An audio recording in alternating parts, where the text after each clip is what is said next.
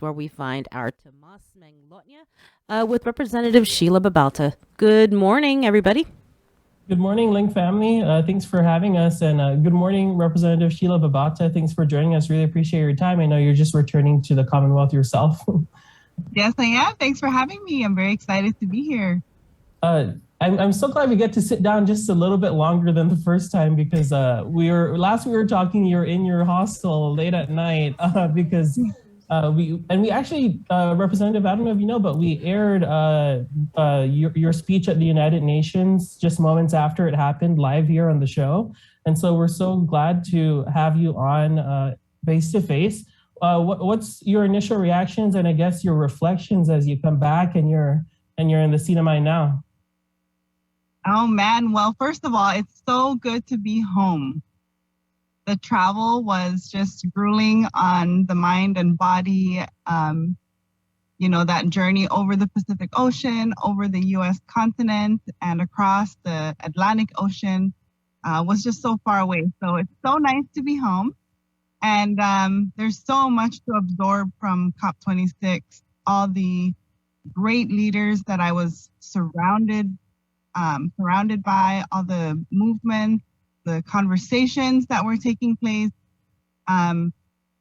So quarantine really helped with that debriefing, session that was much, much needed. But at the end of the day, I think it's almost just disappointing after learning the arena at COP26 and what happens and how the negotiators exercise their authority. It was disappointing coming home and learning that, no real commitments were really taking place, that many communities, especially Indigenous communities, were very disappointed with the outcome of the Climate Pact. But I think, some of the upsides were the movements that took place outside of COP, the youth organizing that happened, and all of the activism. So, there's some good takeaways, but there's still just so much work to do. And that's the main takeaway from COP26. There's so much work to do. Yes, and just to refresh some memories, just in case I realized, Representative, you yourself are an Obama leader for the Asia Pacific region, and you got to introduce former President Barack Obama at the United Nations Climate Conference in Scotland.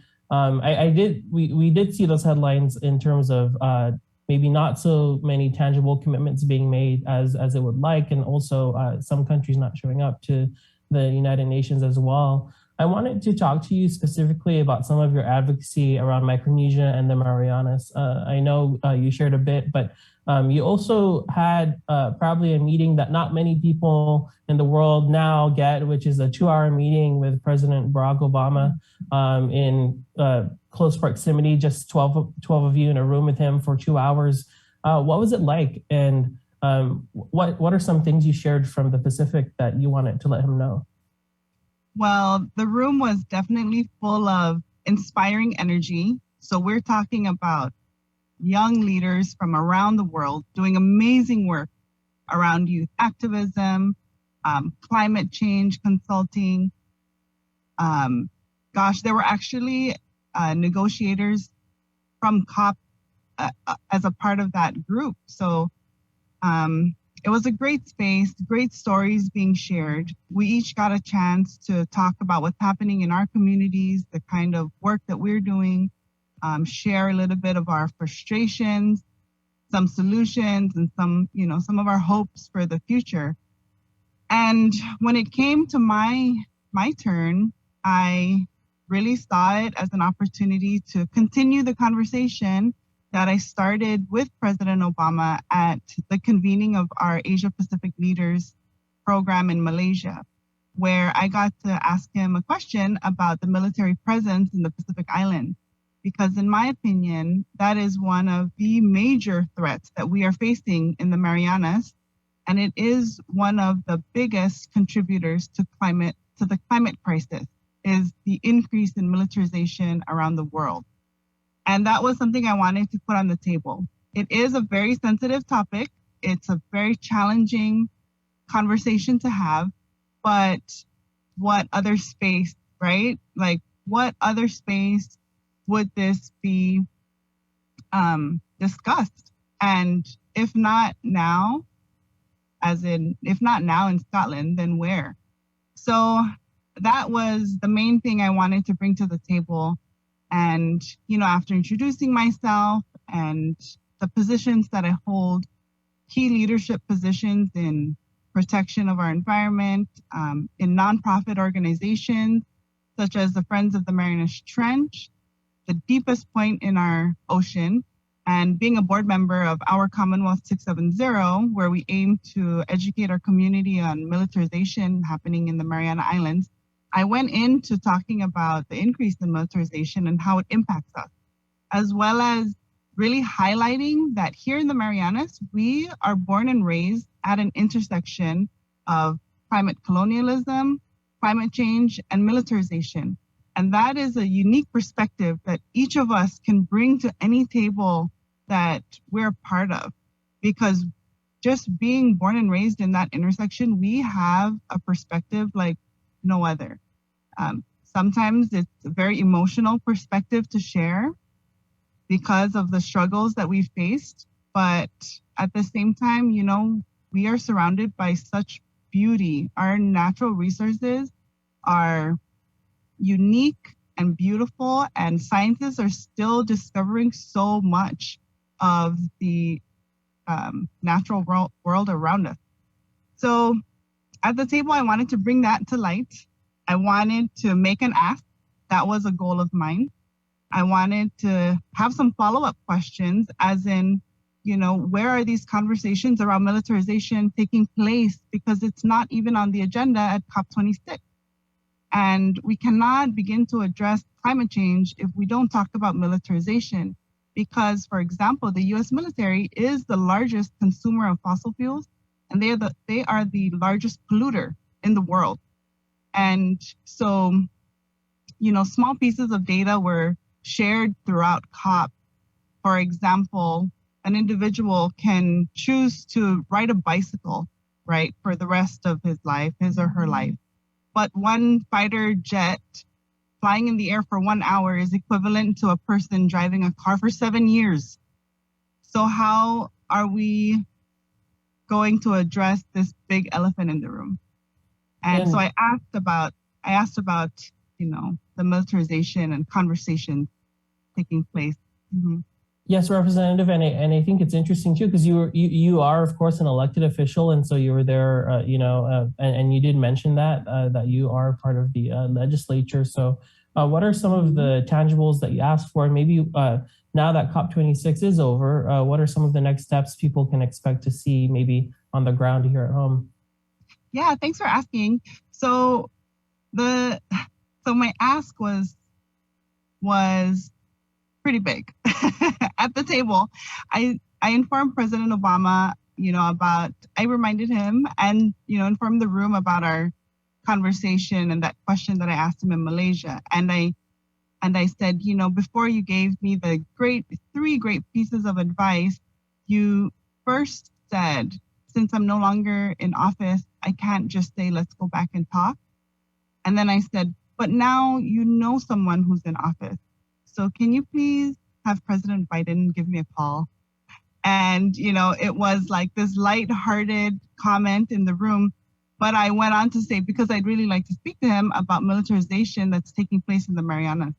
And at the end of our conversation, at the end of the roundtable, President Obama did commit to contacting President Joe Biden, to contacting the White House, and just extending our concerns, and possibly having someone in the White House just contact me so that we can further conversation around ways to protect our environment. Because it's so important to note that we have millions of dollars funding environmental protection and conservation in the Marianas, and we do not talk about how the military's destructive training and testing is going to overturn all of that, all of our hard work and efforts.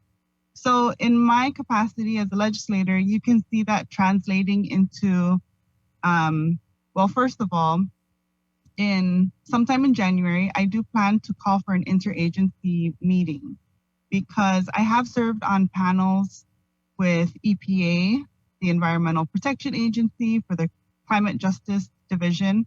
And, one of my main questions was, do you all talk to each other? Because we can talk about climate justice and we can talk about environmental justice, but at the end of the day, are you aware of what the DoD has planned for the Marianas? And at the end of that panel, it was suggested and really recommended that as chair of the Natural Resources Committee, I call for an interagency meeting to really bring all of these stakeholders to the table, including our nonprofit organizations in the Marianas who really represent the concerned citizens of our community. And Congresswoman, just for folks who might not know, you're also an active member of the SNILE committee, which also includes the Northern Islands, where some of these proposed activities are taking place. So it is on your legislative agenda, so to speak, right? Yes, for sure. And as a representative of Precinct 4 is the largest precinct in the CNMI, and it includes the Northern Island. So that is really one of the main reasons why I first attended a community meeting that was hosted by the Navy. And it was because of the proposed plans for areas in my precinct. And that's where I really began this journey into learning so much about militarization. And I couldn't help but feel overwhelmed and really disappointed that I wasn't educated about this in school.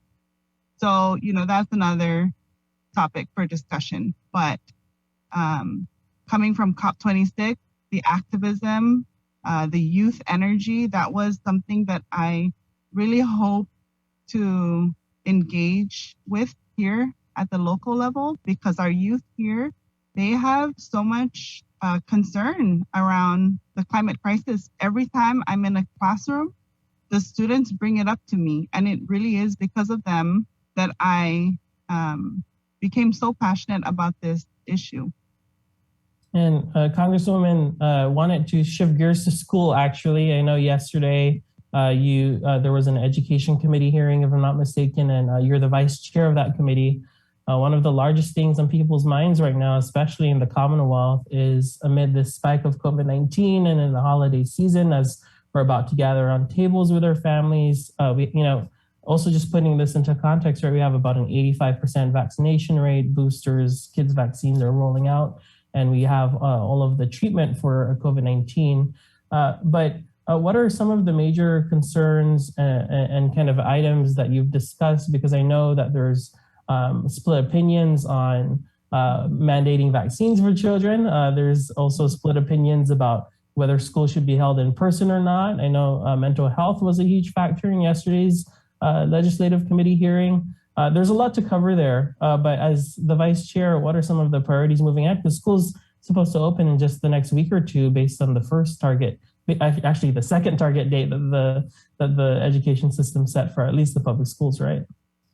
Right. And so, after yesterday's hearing, well, first of all, we're very grateful that the leadership of PSS showed up in the House chamber to entertain the Education Committee and really answer questions that we had, questions that really are coming from the community, because we hear from our community members a lot. And so there are major concerns about mandating a vaccine, especially for those ages 5 through 11, with the vaccine being very new. It is FDA approved, but the studies are still very, very new, right? And there's still information there that parents would like more clarity on. And as the member of the Health Committee, Representative Tina Sablan is the chair for the Health Committee. Representative Leila Staffler is the chairwoman for our Education Committee. And there is planning going on to host a public hearing around this mandate so that we can hear from our leaders and we can hear from our community members. when it comes to this opening of schools, of course, the parents are reaching out. There's so much concern because we want to contain the spread that's happening in our community right now. But really, how can we do that, right? The PSS leadership, they do so much reassurance, and they reassure that they are doing everything on their end to keep the classrooms sanitized, to enforce the guidelines. But at the end of the day, the students do return home, and that's where the school system really does not have control, right? So yeah, because I did hear something yesterday which I thought was interesting, and please correct me if I'm wrong, but I heard one of the PSS public school system officials say that they actually would have much rather preferred that all of the students stayed on campus all this time because contact tracing and might be easier, and also the guidelines that's I think the exact phrasing was you can control their behavior when they're at school. So they're concerned that when people come back in a week or two, that we're going to see more cases because everyone's been kind of intermingling outside of school. Is that correct? Is that kind of what was reported to you? Yeah, that's what I gathered from the committee hearing as well. And I really do just want to commend PSS and the leadership for all the hard work that they're doing to implement the guidelines. But really, at the end of the day, kids go home, right? And that's something that we can't ignore. And so many parents have shared that this loss in instruction time, it really does come down to that, right? And how we can better support our students, how much experience now our students have with hybrid learning. It's a very complex issue because we're talking about education and health and mental health and social development. And I really, as vice chair, the committee under Rep. Staffler's leadership is really doing all we can to support our community and support PSS in this movement. And I just wanted to ask you on how things are going for your constituents in terms of the general COVID-19 circumstances. We're seeing community spread. Yesterday, we saw the numbers rise. They're expected to rise today as well. We're waiting on that report. So what are you hearing on the ground? I know you just got back.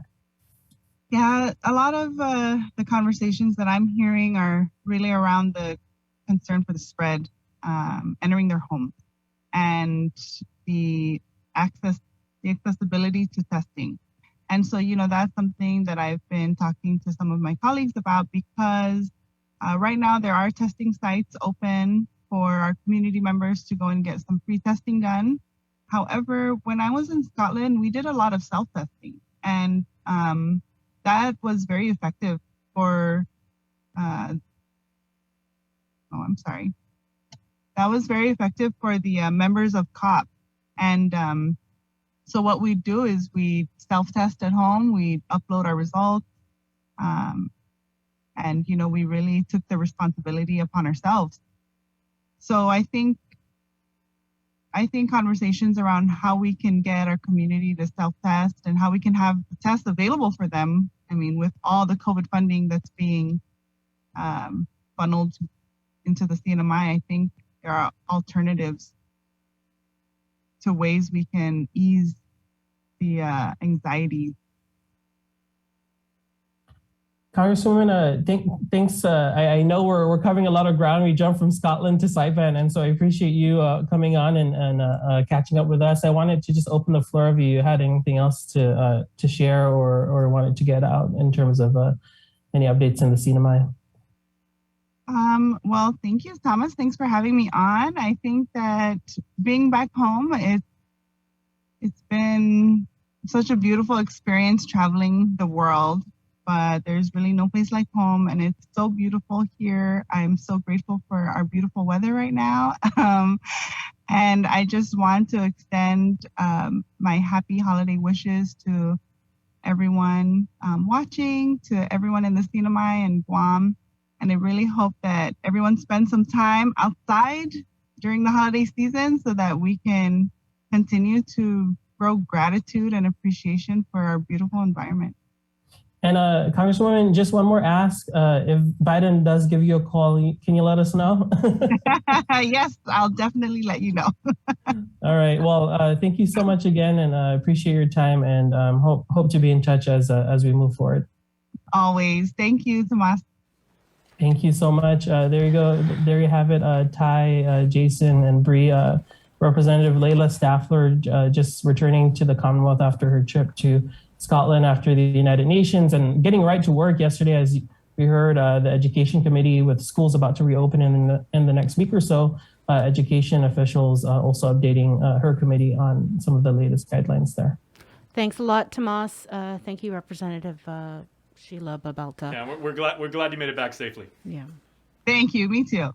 I appreciate it. All right. And also from the CNMI, the Office of the Governor, they're signed off on administrative leave on Wednesday at 12 p.m. and Friday, November 26th for all non-critical employees